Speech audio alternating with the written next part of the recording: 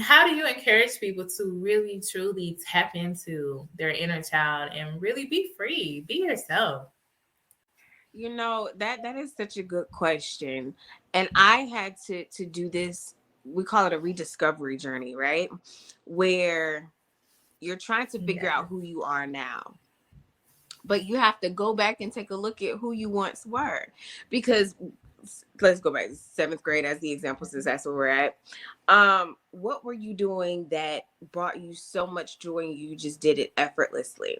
So for me, I loved Right. the arts. I loved writing. I would write little haikus and poems in class.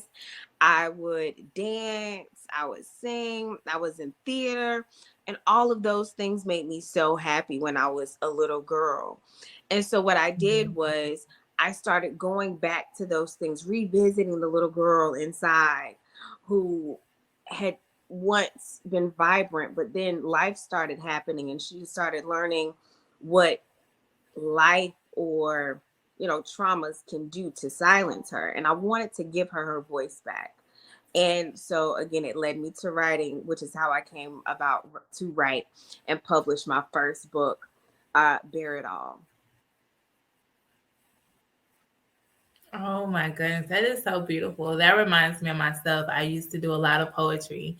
That was my outlet out of the pain because it's like that's the one thing I feel like no one could take that from me. I can write and I can create this illusion of my own reality without having to share it or allow me to escape the moment, although I was still very present in the moment. Yeah. But So I revisiting. love that.